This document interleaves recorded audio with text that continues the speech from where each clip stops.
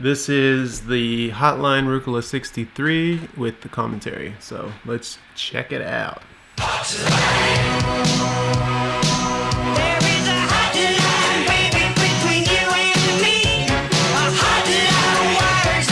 you like the dance moves or not? Should I not do this?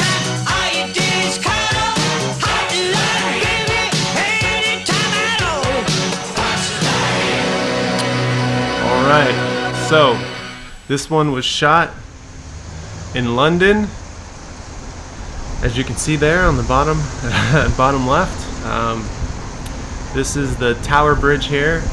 It just rained and I was borrowing a bike. I was on a cross bike with fatter tires. Wasn't totally comfortable on the bike yet. I'm gonna turn the volume down slightly on the track there so you can hear me a little better. It's what the cool thing is about this video is, like, we did it at a time when traffic was flowing nicely. I thought it wasn't dense, but it was just enough to show how fast Matt really is. Matt, like, he didn't drop me. He could have dropped me. He waited up for me, basically. I was definitely out of shape when I was filming this one. This was I was not ready to film to go at these speeds for this long. Now, this Hotline is, I think it's cut. It might be cut, trimmed out a little bit. There's an extended cut, so this isn't the full thing. One major issue I have with this Hotline, and I was very bummed about it, was Matt has a microphone. So we had audio from Matt. The problem is somehow the microphone came slightly unplugged and it didn't work. And while he's riding, he was giving us kind of like a, this is this building, this is this building, I like this, and talking kind of through it while we were blasting through London. And it's just kind of unfortunate that the audio is like scratchy and windy. That's just what happened. So some of the sketchy things I want to say here is, let's see. I didn't know any of this. We didn't plan the route. He kind of told me the route, but like, I don't know London that well. This was my, I want to say this was my third time there. I was going there for work, so that was the reason why I was there. I didn't just travel to shoot a Hotline. Like, I wish, YouTube paid me to go travel to shoot Hotlines. I would do it. But honestly, the tickets to London from New York at the time were like close to $1,100. So luckily I had a job there. So I brought my audio and my GoPro and my filming stuff with me. And when we had a down day, I went and shot this. And then I left the next day. You can see my shadow back there. I told him that I'm very particular with where the sun's shining and where we're at. And he tried to show me the route. And I was like, we didn't have enough time to scout. I was like, I really don't want the sun behind us. And he's like, oh, don't worry. That's one thing that I'm always looking for, is where the sun's at. So now we're going in the right direction.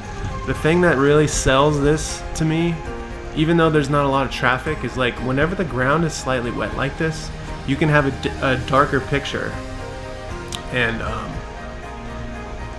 it just the sheen off the ground is gonna lift the exposure of the ground up. If the ground wasn't wet here, this shot would be very, very dark.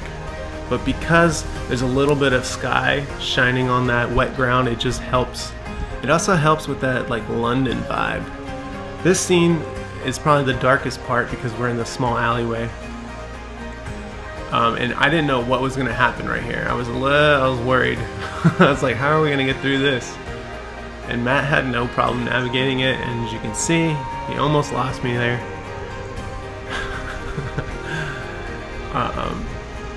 This music is, I'm pretty sure this is from Music Bed, and it was one of the longer tracks I found.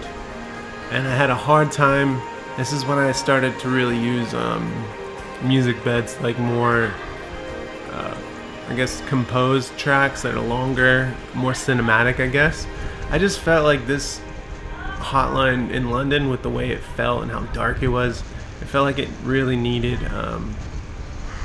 some kind of cinematic kind of sounds.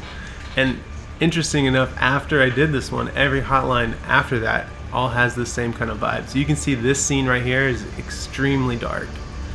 And that's because when I shoot with the GoPro, I have the exposure locked. I don't have the GoPro open up.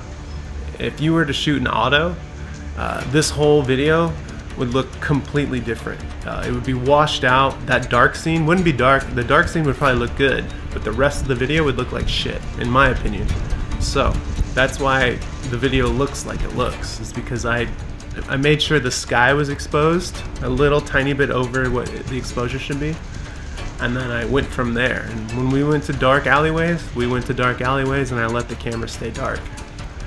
Unfortunately, there's no way to know what's going to happen when you control your camera like that. This almost looks like, it's interesting that we're sitting here at stay at home with the whole thing that's going on, because it almost feels like that here in some parts, right? Like, look how empty this is. This was like, I'm pretty sure it was a Sunday in the morning. It was a little early, and I think maybe the weather scared people from getting out.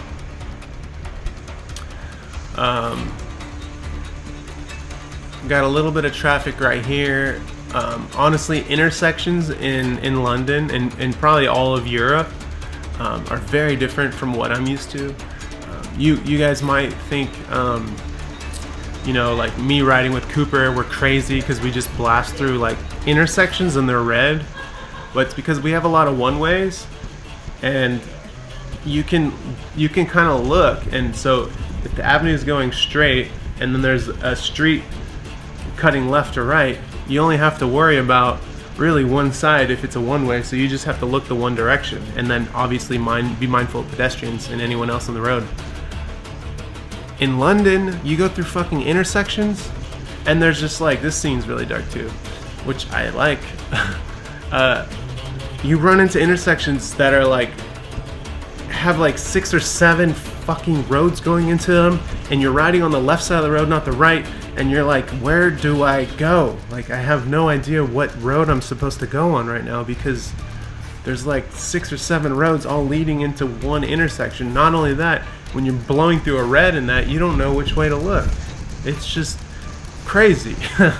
So a lot of my trust was going into Matt here, and it was just me trying to stay as close to his wheel as I could, and as you can see, I did a horrible job on this video. He has a pretty good gap on me, which I kind of like the spacing and the distance of this, because there's more room to see how he sees things and then navigates them. If I'm really close to somebody, you kind of start to lose that. So it's a good thing and a bad thing.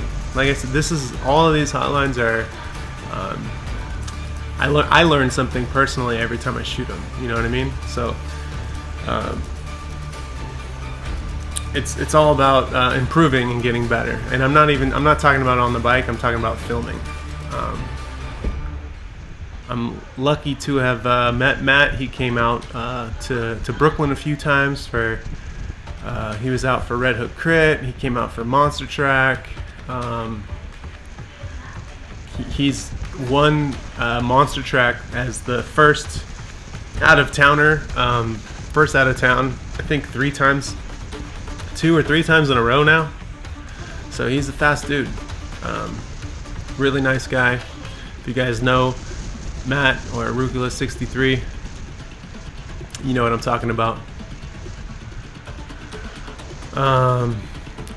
While this is all going on, I don't even know. I have no idea where we're at. Like I said, unfortunately, I didn't travel to London with a bike, so that's how I get to know a city, is ride around on a bike. I was there for work, so I was doing a lot of car time, you know, and when you get in a car, you don't really understand where you're at, so.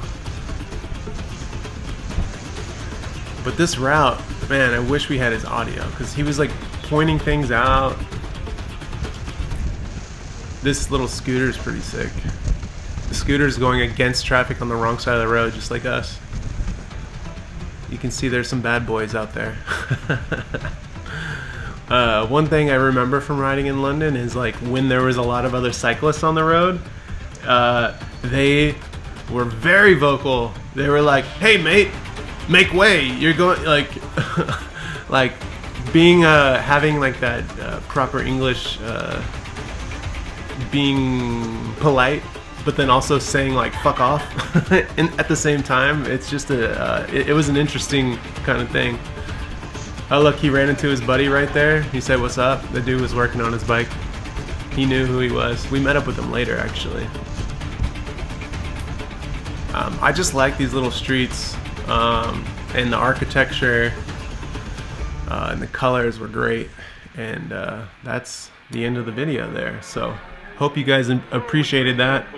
That was the Hotline with Rucola 63, and that was me talking about it. So hopefully it was entertaining. I'm gonna go ahead and end this now, and all right.